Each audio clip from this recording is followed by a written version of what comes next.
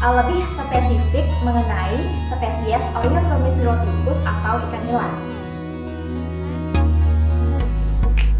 Pada pembahasan pertama, saya akan membahas morfologi dari ikan Oreochromis niloticus atau ikan nila. Nah, di sini saya sudah memiliki replika dari ikan nila tersebut. Ikan nila secara morfologi dibagi menjadi 3 bagian. Yang pertama caput atau kepala, kemudian trunkus atau badan, dan yang terakhir kaudal atau ekor.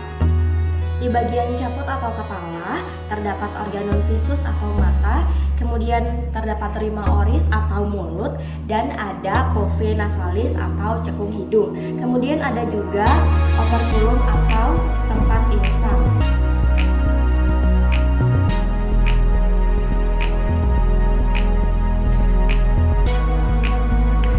Morfologi selanjutnya yaitu morfologi badan atau trunkus ikan nila. Nah, di sini ikan nila memiliki squama atau sisik yang bertipe stenoid. Kemudian pada bagian sininya ada linea retilaris atau gurat sisi. Kemudian di badan ikan nila ada beberapa sirip. Yang pertama sirip dorsalis atau sirip punggung, kemudian sirip pectoralis atau sirip dada, dan sirip pelvicalis atau sirip perut. Nah, di bagian kaudal atau ekor ikan nila ada 2 sirip. Yang pertama sirip caudalis atau sirip ekor, dan sirip analis atau sirip belakang.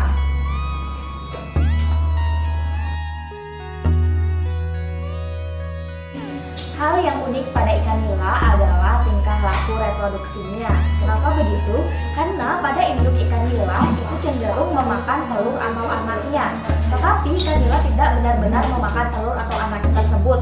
Ikan nila hanya menyimpan telur atau anaknya di dalam mulut mereka tanpa menelannya, agar anak mereka tidak termangsa oleh predator lain di sekitar lingkungan mereka dan memiliki kemungkinan hidup yang lebih panjang.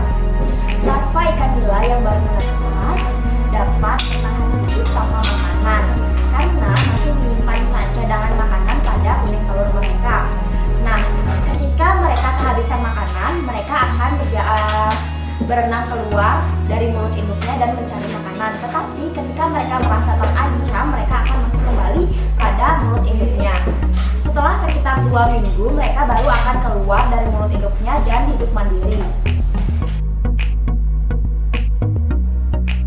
Kita lanjut ke materi berikutnya, yaitu sistem pernapasan pada ikan nila. Alat pernapasan pada ikan nila yaitu insang.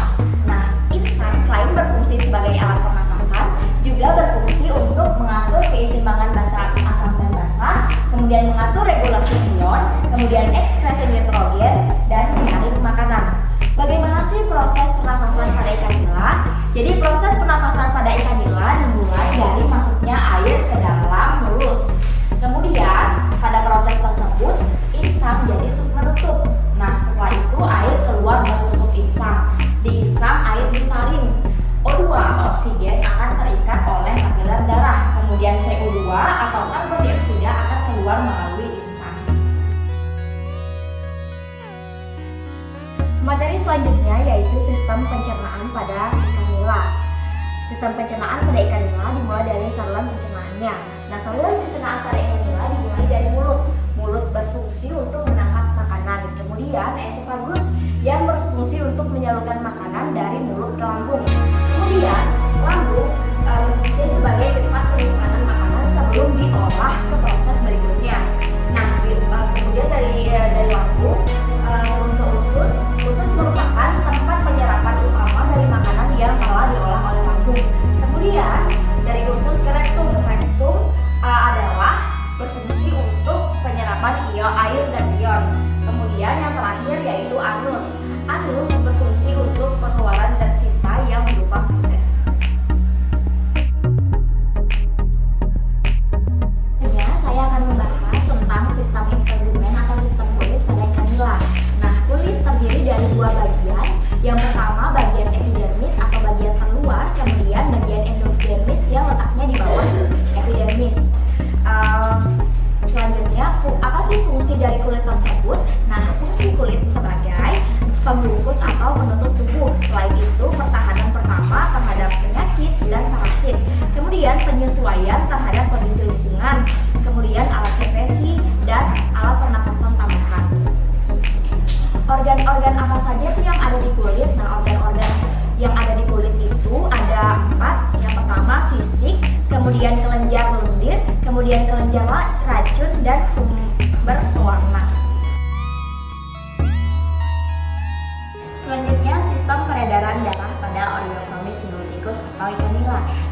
sistem peredaran darah pada ikan berbeda dengan sistem peredaran darah pada manusia. Untuk lebih jelasnya, mari lihat video yang satu ini. Ikan mempunyai jantung vertebrata yang ringkas, yaitu hanya terdiri dari dua ruang, satu atrium dan satu ventrikal. Oleh sebab itu, sistem peredaran pada ikan disebut juga dengan sistem peredaran darah tunggal. Proses peredaran darahnya dimulai dengan darah dipompa oleh jantung atau ventrikal, kemudian darah mengalir menuju insang, yaitu tempat terjadinya pengambilan oksigen oleh darah dan pengeluaran karbon dioksida lewat dinding kapiler. Darah yang kaya akan oksigen diedarkan ke seluruh tubuh, lalu kembali lagi ke jantung. Sistem ekskresi pada ikan. Ikan mempunyai beberapa alat ekskresi yang terdiri dari insang, kulit, dan sepasang ginjal. Insang berfungsi untuk mengeluarkan CO2 dan H2O, kemudian kulit berfungsi untuk mengeluarkan lendir sehingga tubuh ikan licin dan memudahkan gerak di dalam air. Kemudian sepasang ginjal berfungsi untuk mengeluarkan urin. Sekian pembahasan dari ikan Oreochromis niloticus atau ikan nila. Jadi terima kasih karena untuk kalian yang sudah menonton video ini. Mohon maaf apabila banyak kesalahan kata dan kekurangan di dalam videonya. Semoga bermanfaat ilmunya untuk kalian semua. Jangan lupa saksikan video selanjutnya dari saya. Sampai jumpa.